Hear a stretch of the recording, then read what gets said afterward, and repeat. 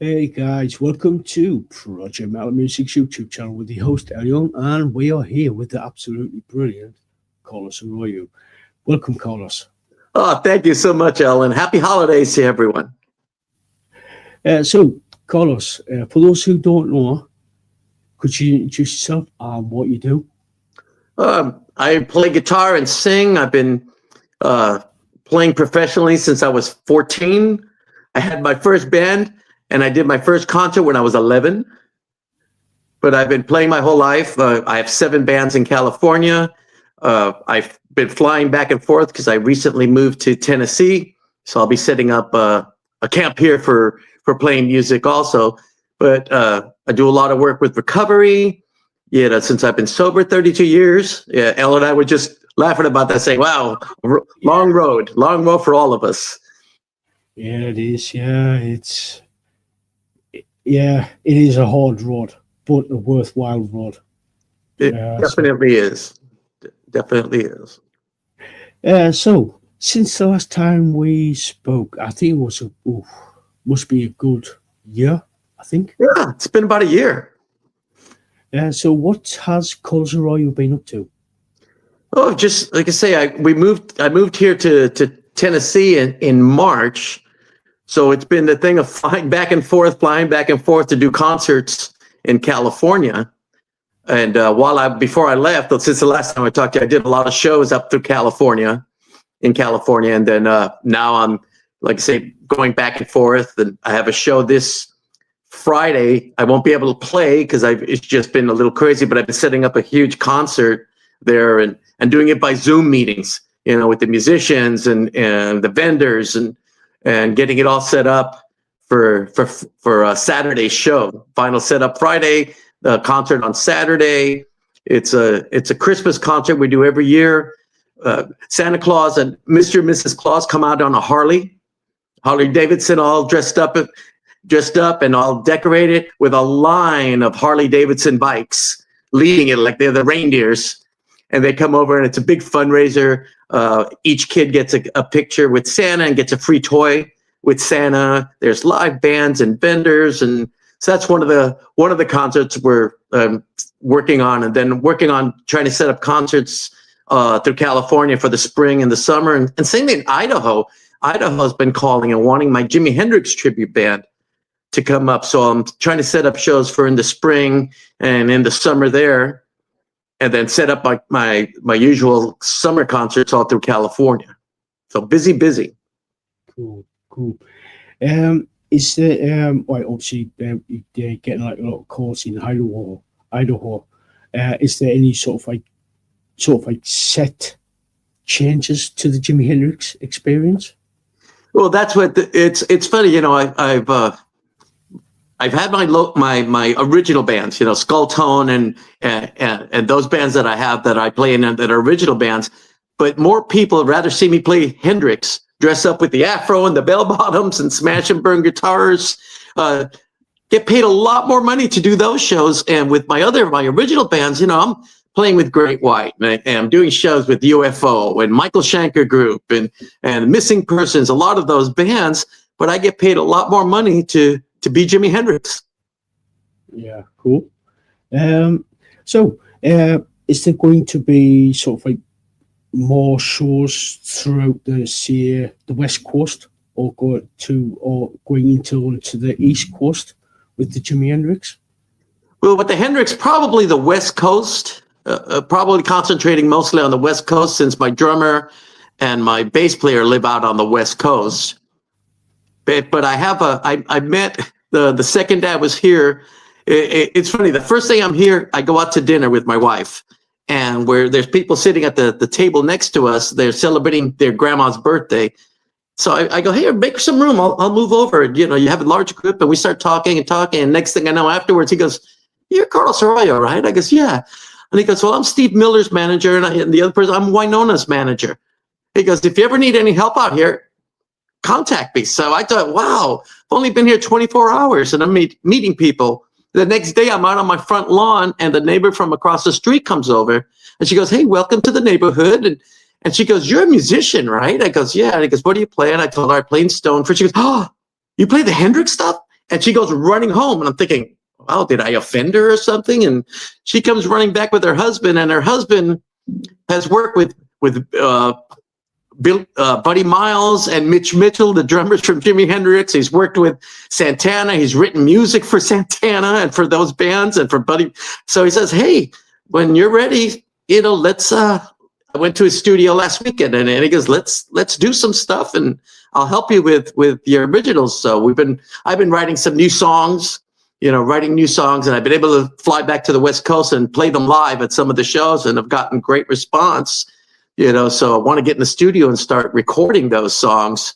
And then I've been writing a lot of material. So I think I'm going to do a solo album for 2026. I'm kind of geared up to get out there and get a bunch of musician friends that I know, and let's just all get together and kind of do an all-star album. I think it'd be fun. Oh, cool. So speaking of sort of like doing original stuff and the new album for next year, have you sort of like got any sort of like idea of what the album's going to be? Yeah. I think it's going to be kind of a blues rock album. I've been like you and I were saying, we've both been sober for so long, and we're getting older. And as you get older, your philosophy changed. When we were kids, we were the party animals. We never turned down a beer. We never turned down a party. And when you get older, you start reflecting on your life and the past and what's important and your vision. Like I say, finding that path that you want to go down for the rest of your life. And seems to be a lot of the inspiration is just living a good life and living a good path and being grateful for all of the things you've gone through in your life and survived, and for being where you are. And I look at I've lost so many band members and friends to alcohol and drugs, and so you wind up being a little bit more philosophical about those losses, and you hope to get a message out to let them know it's okay to say no. It is, yeah. It is, yeah. And sometimes it does get hard when you are in a sort of like bar environment, and you're thinking, and people coming up to you, like sort of like offering you drinks, and you just like thinking, no, sorry, I don't drink anymore, type of thing. I mean, sometimes you've got to constantly explain that you don't drink. It's like, sometimes people just don't understand where some people are coming from. Yep. I have found what's interesting with all of that too is I have found that when you tell people that, you kind of hold back a second and think, okay, what are they going to say? And they wind up, everyone, I've only met like maybe one or two people through this whole journey that, it's like, you're kidding, everyone else is like, wow, how'd you do it? That is so great. And you get a different respect from people that have known you your whole lives. Because, man, I remember where you couldn't turn down a beer or a shot of Jack Daniels, and now you're kind of leading that crusade, and you're living a great life, and you're still playing. When they did the Crossing last year for our birthdays, it was in October. It's my sober, and when I played there, I invited all my friends that are sober to play in the band, and did kind of an all-star jam. And we wound up, between all of us in the band, we had combined 183 years of continuous combined sobriety. It was what a special night. What a special night to have musicians that you've played with since the 70s and 80s, that were the party, the guy that was sitting next to you pouring the drinks, and we're all sitting there playing, and it was just a magical night of great music, great inspiration, and people coming up to us, goes, wow, all you guys, 183 years, how do you do it? And it becomes an inspiration for people that are struggling.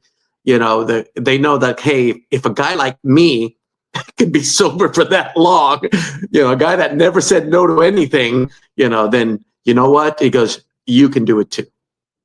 Yeah. It's like you said, we got to a point now.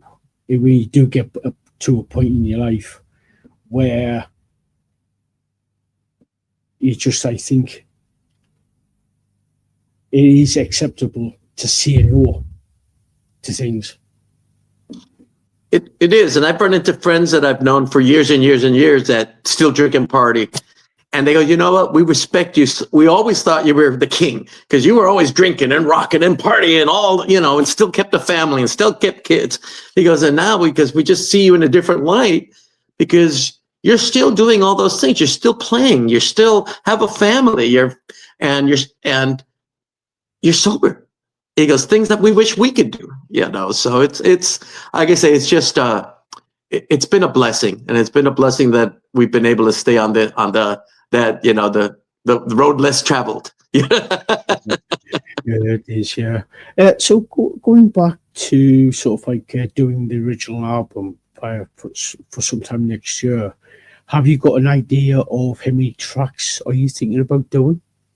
Yeah, there's they always say, people worry about what's tomorrow, or you worry about your past. So I have a song, it's called Tomorrow's Yesterday, which is about learning to live today, learning to live about the life you have. You can't, tomorrow hasn't come yet, so why are you worried about it? And the past is past already. Yeah, you can't change that. You can make amends or whatever you do, but you can't change it. So I think that's what I want to call the album is Tomorrow's Yesterday. Cool. About living today and making the best of every day, because you never know what tomorrow is going to bring, or if you're even going to be here tomorrow. Yeah, true. So going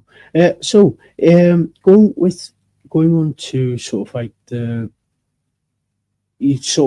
coming up with like a new album for sometime next year. Are you thinking about doing sort of like T-shirts, merchandise for the new album, or? Yes, I have a song I'm working on. It's called Doormat Blues. It's about getting, you feel like sometimes in life you're just a doormat and everyone's just walking all over you, So I figured, that would be a great shirt to, have the band name in the front and in the back have a welcome mat with footprints all over it. And in the front you could put underneath there employee shirt or dad shirt or you could put anything you want on it that would relate to you. He goes, yeah, this is my employee shirt, or my boss shirt, and stuff. So I thought that'd be kind of a funny twist to do that, but I thought that would be kind of a fun shirt, for people to be wearing, the Doormat Blues shirt. Cool. So staying on sort of like the merchandise side of things, is obviously in the writing process and possibly thinking about going to the studio to record some stuff. Is they going to sort of like put? Are you thinking about or planning on putting out vinyl records? I have a couple of vinyl records from my past, from albums I've recorded and things. Don't yet. For me, it's like just get in the studio, write the material, see how that shapes up, see how it comes out, see what the theme is, and then from there decide, okay, how do we want to distribute this? You put it on all the streaming sites for everyone, and probably the CDs. Vinyl, I'm not sure. It just depends on how it's all perceived and the reception on it, and then we may do some commemorative vinyls. I'd love to do that. Cool. So I've got a question from Aussie Queen of the Roos, as the name suggests, she's from Australia, and this sort of like leads into my next question. Have you got any plans for tours in the new year, especially with obviously with Jimi Hendrix and with the new sort of like the original material that you're coming out with? Yeah, I definitely want to do. I'm already booking shows through California, and then you and I had mentioned earlier. I'm getting a lot of requests from Boise and Idaho for my Hendrix band. And then we have some artists. Major artists that have been asking also. He goes, look, we're going to put together some shows in California. Would you be interested in opening? And I tell him, I go, yes. And a couple of the artists, I tell them, I will do it under one condition. He goes, I'll play for free to play with you. He goes, and I'll pay my band, but you have to come up on stage and do one song with me. One Jimi Hendrix song with me. So yeah, we're planning on doing that. And then now that I'm here in the Nashville, Tennessee area, I'd like to put some shows together here, with the Hendrix band and maybe some local musicians to do some blues and some unplugged shows. I get offered a lot of unplugged shows just on acoustic myself, doing shows. So and those shows are always kind of scary because when you're doing an acoustic show, just you and a guitar, it's like you feel naked up there because it's just you. Yeah. But I get offered to do a lot of shows like that, and a lot of them last minute. Can you play tomorrow? I go, okay. How long a set do you need? Okay, let me go through the archives and put together something, and I'll be there. Yeah. Plus, like doing acoustic sort of solo stuff at gigs. It's sort of like it is sort of like stripped back. It's sort of like you up on stage and it's sort of like you feel naked. You do. But a lot of the acoustic shows I do, I've been asked to do some rock and roll. So I've been doing things like Johnny Winter and Jimi Hendrix and doing, Bob Seger and Steve Miller. So a lot of the places I get, he goes, hey, you don't have to play soft. He goes, get up there and rock and get the house rocking. I did a show like that in California. It was a last minute show. I was supposed to do a 15-minute interview on a TV show that's worldwide telecast. And I'm supposed to just ask questions to a panel. And then it winds up, I get a call that Thursday night and the show's Friday night at 9:00 at night. And the guy they tell me, he goes, well, the show's changed. I go, okay, what do you need? It's a 1-hour show. I go, okay, just let me know what you want to talk about. He goes, no, it's a 1-hour solo show. He goes, what do I do? He goes, bring a guitar, play songs and tell stories. I go, oh, thanks for the big notice. It's 9:00 at night. I'll start working on it and did it. And when I went there, it's like, I'm not doing an unplugged easy show. So I wound up doing a Boney Maroney by Johnny Winter. I did Rock and Roll Hoochie Coo, by Rick Derringer. I did some Steve Miller, some Jimi Hendrix, all on an acoustic guitar. And I got everyone in the audience. It was like 600 people on this live show. Everyone stood up and sang backup for me. It was just a blast, we did a Fly Like an Eagle by Steve Miller. And I told everyone, okay, I'll do this song under one condition. All you guys have to sing the tick-tock ticks in the audience, and all you girls have to sing the do-do-do-do. He goes, so you guys ready? And they all stood up, and I had 500 people there singing tick-tock, tick-do-do-do-do, tick. So I had a 500 people choir singing with me. It was a blast. It was a blast. Yeah, cool. We got Christina Vales in the chat. Hey, Christina. She has just said Connecticut would like you to come here. I can try to book a show for you. Oh, Christina's she's a sweetheart. I talked to her earlier today. She's helped get this interview here and so many other interviews, and she's gotten me a lot of airplay on radio stations all across the country and in England and Canada. She is just and she's a little spitfire. You never know what she's gonna say, so it's always like, oh no, she said that. Yeah, true. She also says, let me just see. She says, what about the OK song from Eric Clapton, Carlos? Well, her ringtone is Cocaine by Eric Clapton. And the reason that's her ringtone, she didn't know he was saying cocaine. She thought she was saying okay.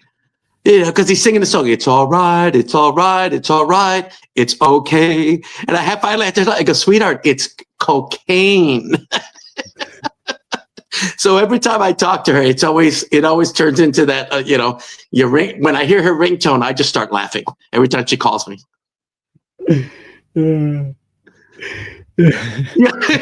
I go, it's okay. He goes, isn't that what he says? No, it's cocaine. I go, I am so glad I gave up drinking. Yeah. So going back to sort of like doing tours, so if you got the financial backing, everything is aligned, would you sort of like go up into Canada or go over to the UK or even into Europe or down into Australia? I would love to. I would, I got offered this past year shows in England and all through Europe with a band, but I just couldn't fit it into my schedule because we need about a month of rehearsals and then 3 months of touring. And at that time I had so much going on already and had concerts already booked. So I wasn't able to do that, but I would love to play. I would love to play in England. I have a lot of friends that live out there, and me, like I say, just give me a stage and a guitar. I'll play anywhere. I just love music that much. Cool. So what is sort of your plans for 2026? Well, 2026, I start off with the NAMM show, the big musician show in California, because I get to meet my connections and friends and do all of that. And then while I'm there, trying to set up some shows and rehearsals with bands, when I'm flying back and forth, and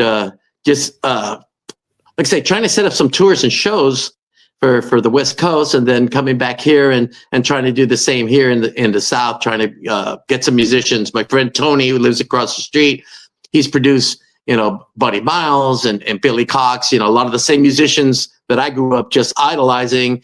He wrote some songs for Santana and things. So I'd like to get together with him and put some projects together and write some of the material, because he's a prolific writer also.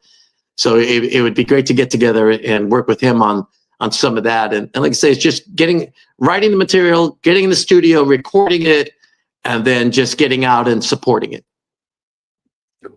Cool. So speaking of NAMM, are you looking forward to NAMM, the North American music? Yeah, it's my one time of the year. My wife always, in my drinking days, she used to call it my lost weekend, because I would leave Thursday with clothing and everything else in a suitcase, and I'd be home late Sunday night or Monday. Because in my partying days, it was going to NAMM and seeing all the exhibits and talking to friends, and then all Friday night, there's the Hilton Hotel and the Marriott Hotel are right there in where the convention center is, and there's bands playing literally around the clock for 4 to 5 days. So it's hanging with them. Now I do it without drinking, but I'm still that guy that's out there for 4 to 5 days, just, not sleeping and doing that. So I'm looking forward to that and testing some of the new products. And in a lot of the booths, every time I walk by, I get asked, Carlos, pick up a guitar. Can you play some songs for everyone? And wind up, doing some songs and jamming with some of the musicians. So that's always a blast. It's always a blast. Yeah. I've seen before we went live, we were talking about NAMM, and I've seen some of the videos, and it does sort of like, and some of the jams like with musicians, and it looks crazy, it looks mad, and it looks really fun and enjoyable. It is, and now it's funny. These last few years, when COVID has hit, they didn't have NAMM. But what I've noticed is that it's really changed from the old days of drinking and partying and getting crazy. We're all the surviving musicians are all just kind of grateful for still being here, grateful for that people still love our music. And the attitude has changed so much with us musicians. When you get there, everyone just seems so humbled and so grateful as compared to the old days when we're drinking and it's egos and everything else. Everyone's just so grateful for still being able to do what we do and still being remembered and still looking forward to another day of playing more music and writing more music. And I think a lot of it started too when Jeff Beck passed away. I think when Jeff Beck passed away, there was a feel of, look, we just lost one of the greats of all times, up there with Eric Clapton and Jimi Hendrix and everyone I talked to there, Rudy Sarzo and a lot of the musicians, that everyone just seemed to be so grateful that, you know what, we're still here and we still want to make music, and we're just happy to still be a part of it all.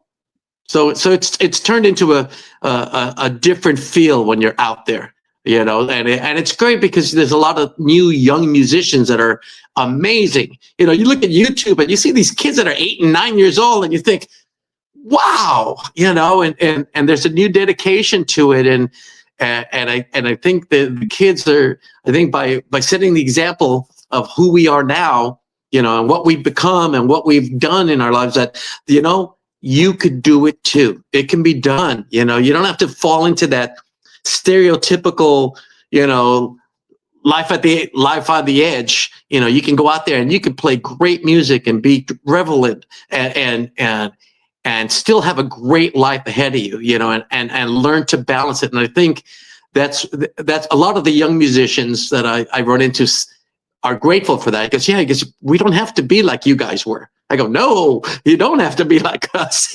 Just get out there and do like us and play and just enjoy what you do and share that passion. I had on Facebook, I always wish people happy birthdays, like I always do. And I had a young man that I wished happy birthday to. And he goes to me, Carlos, thank you for wishing me a happy birthday. You're not going to remember me. He goes, the first time I saw you play, I was 6 years old, and you played a backyard party for a birthday party with your rock band. And he goes, and I sat there and I watched you play. He goes, I am 42 years old now. He goes, that day changed my life. I decided I wanted to be like you, because you've been my inspiration for the last 36 years as I've become a professional musician. And it brings you to tears to think, wow, 6-year-old kid saw you play in a backyard party and you become his hero. It's stories like that you think, it makes it all worthwhile. It makes it all worthwhile. It does. It does. It's like, especially when you sort of like, you touch someone's soul and say, and you get that 6-year-old kid to turn around and says, I want to do this. I want to get up on stage and perform. Yep. Yeah. And he's 42 now. I wish him a happy 42-year birthday. And because I've been playing since, got a guitar for my next birthday, and I've been playing since I was a kid. Cool. Sweet. Cool. You must be really stoked, really happy about when somebody turns around and says that to you. Oh, I was in Arizona at the river, with my family, and we had the Sea-Doos out and the motorhome out on the water, and just having our usual time. And we stopped at a restaurant on the water there, and it was my wife and I and my granddaughter, and we're sitting there, and there's a table like with about 13 people across there, and 2 of the guys come over, and he goes, "You're Carlos Arroyo, right?" I go, "Yeah." He goes, "Wow, I saw you play in Seattle, the Space Needle, in 1978. You did a concert there." He goes, "You were great." I go, "How do you remember me from all that time?" He goes, "Well, with social media, we've been able to find you and follow your music." And the other gentleman that was with him, he goes, "I saw you play in Albany, Oregon in 1978 on that same tour." He goes, "That was so great." And I told him, we got in a lot of trouble in those cities because you guys were party animals. And he goes, "Well, do you realize that maybe it was you that were the party animal and you were just getting in trouble in all the cities you were playing?" And I go, "Yeah, you were probably right." But it's nice to see, you're talking 1978. This was about 2 years ago. So you're talking some 45 years later, and people still remember seeing you in concert, in the 70s. I mean, that's heartwarming. it's like maybe I didn't get it all right, but I sure did get it right on some nights, so. Yeah, cool, cool. So, where can people find you on social media so they can basically keep up to date with everything what's been going on? Oh, like I say, you can go to just my Facebook page, Carlos Arroyo, and I also have Carlos Fernando Arroyo, Carlos Arroyo musician. You can go to Spotify or iTunes, any of those, and hear some of my music there. YouTube, you can find a lot of my Stone Free, the Ultimate Jimi Hendrix Tribute. You can go on there and see a lot of my live concerts on those stations too. So you can find me out there. I'm out there. I'm out there everywhere. Cool. Obviously, you got Spotify, Amazon Music, iTunes, stuff like that. And Reverb Nation also. You can go on Reverb Nation and see my Stone Free Hendrix band too. There's photos and videos. Cool. So what are you looking forward to in 2026?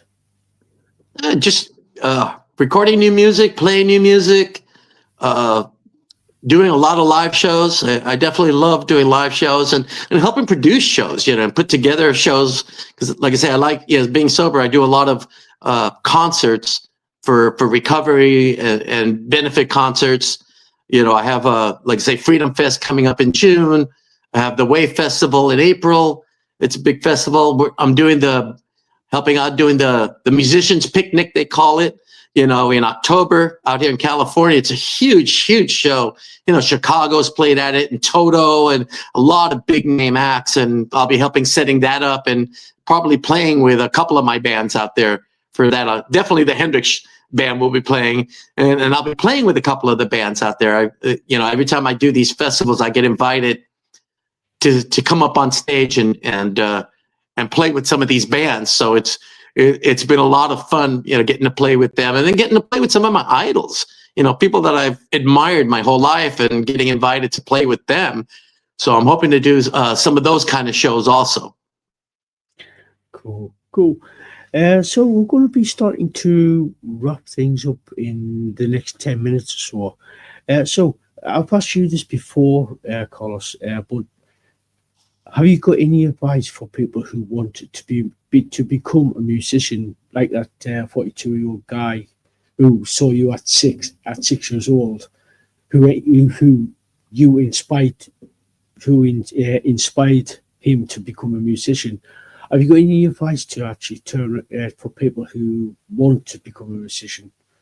Yeah, the main thing is stay humble. Learn your craft. And it's really easy to get caught up in the glamour of what music is and that lifestyle. Learn to be a musician, a humble musician, and then play with as many musicians as you possibly can. And get out and play. B.B. King said his goal was to play with as many musicians as he possibly can. He goes, because that's how you learn. That's how you play. I mean, you could, I know a lot of musicians that, boy, they're so technically great guitar players that play in their room, but where you learn the magic of really being a musician and feeling it in your soul is playing with other musicians and getting out and playing live, whether it's you start off playing in a backyard party, or like me, playing in a band in elementary school and playing in front of your school, at 11 years old. I also learned a lot because I was 14 years old, decided I wanted to do this, and I wound up getting into an all-soul band in LA. And I was 14 years old, the only non-black person in a soul band, and everyone else was 21. But the learning experience of getting out in front of people and playing with other musicians, and that's the important thing. Play with other musicians. Learn your craft that way, besides learning your individual. But learn with other musicians. Get out there and play with them. You'll learn from other people, and it's just the improv, just learning to improv and find the pocket. I always tell musicians, no matter how great they are, and see the bands, because find the pocket in your playing. When you're on stage, doesn't matter how great or technical you are, or the musicians around you, because find that pocket of blending and filling in and finding that pocket. And that's how I do. Everyone that comes sees our bands playing, I'm playing with musicians sometimes that I've never played with before. And they go, wow, you guys are so tight. You must rehearse 1 million hours. And it's like, no, we find the pocket, we write it, and see how it comes out. We all start together, we all end together, but it's finding that pocket, finding that soul, the soul of the music, finding that groove, and then just letting it ride, and then being true to it. Don't let the distractions, of the glamour and the craziness and stuff. Don't let that deter you from I've got to go do that.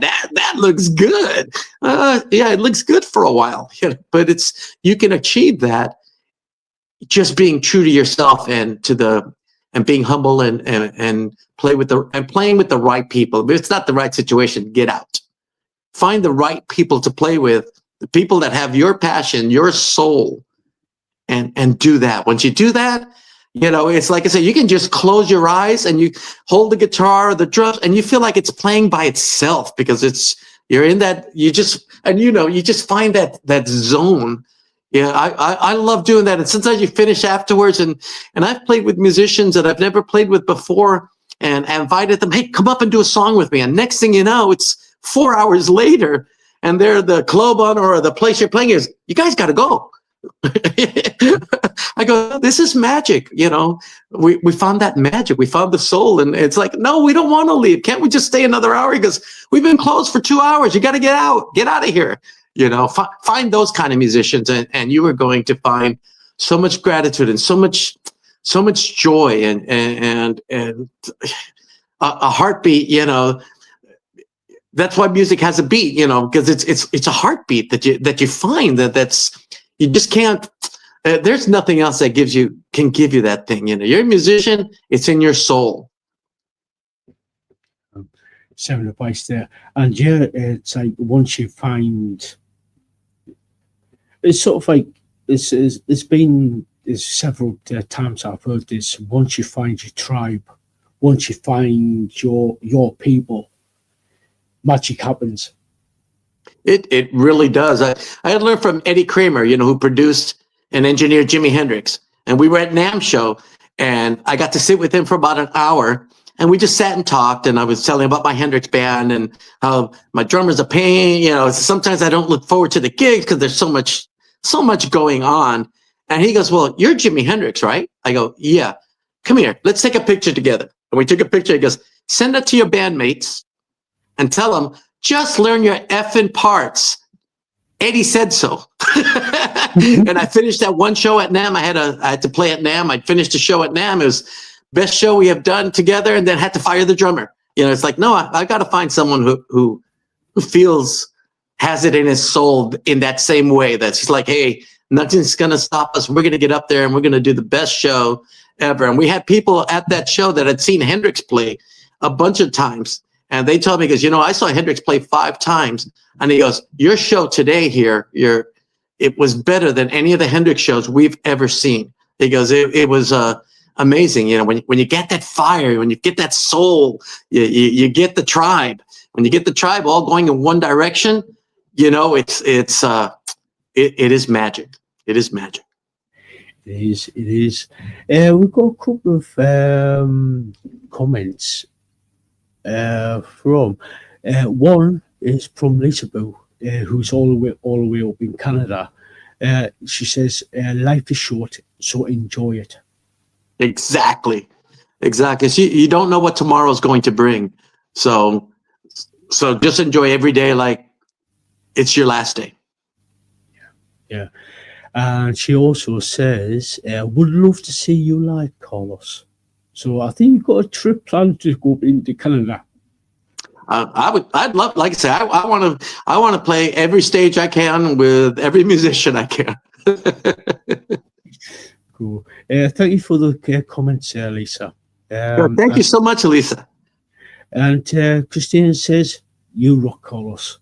Well, thank you for helping me rock, girl. Yeah. So We're going to be starting to wrap things up, Carlos. Any final words before we go? Oh, I just want to, thank you for having us. Thank Christina for arranging it. Thank you for all the followers that have made my life just a reason to smile, and for coming to my shows and supporting, and it's just wonderful to see people that I meet people that from 1978 that have seen me play, and that they still find the joy in the things I'm doing. I'm grateful. I'm humbled that that people are so supportive, and that just keep listening to music, keep playing it, keep rocking, keep having fun, and be true to yourselves. Cool. Yeah, definitely. Keep rocking, have fun, and yeah, absolutely brilliant. So, Carlos, thank you so much for coming on. It's always a blast talking to you. Thank you so much. It was wonderful talking to you, and thanks for everyone that dialed in today to listen to us and that added comments. I appreciate it greatly, and again, thank you for all the support. Ozzy has just said, hugs to all, and thanks so much. And the quick little Ozzy to close with, the day Ozzy passed away, I was going to the store and I grabbed a T-shirt out of my drawer. It was the end, the Black Sabbath shows. I went to the last Black Sabbath shows, and this is the weirdest thing. I grabbed the shirt and put it on, and started getting itchy, and I couldn't breathe, and I started sweating. So I had to take the shirt off. I was like, that's never happened before. I go, wow, that is so weird. So I put on a different shirt, walked out to my car to go to the store. My wife comes running after me. She goes, Ozzy just passed away. I was like, wow, how did, just putting on a T-shirt, and I felt it. That's when music is in your soul, and Ozzy, like I said, I got to meet him a bunch of times. I was an extra in one of his videos, shot in the dark, and my condolences go out to Sharon and the Osborne family and all the fans that we're going to miss him. Yeah, definitely. He was such a larger than life character. Yes, he is. Yes, he was. And he will always be. He will always be in our hearts. Yeah, it is. I have I ordered an Ozzy Elf on a Shelf, and I have it here at the house, and my grandkids just love it. And my youngest grandson, he's 3, he calls him Uncle Ozzy. He goes, that's Uncle Ozzy, so it's nice that a 3-year-old has that kind of respect for the legend. Yeah, definitely. And like you said,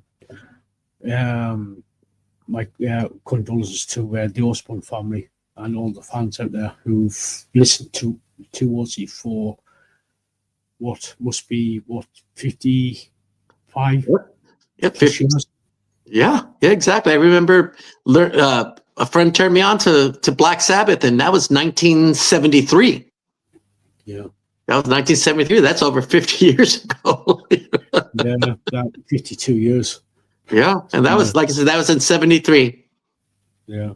And next time we talk, I'll tell you some Ozzy stories and some stories about auditioning for bands and playing some Ozzy and getting the part, because I can play the Ozzy. That'll be cool. Yeah, definitely.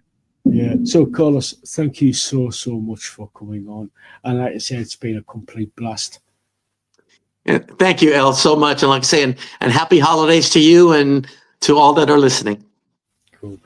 So guys, we're going to call it there. So until next time, we'll catch you all later. Peace.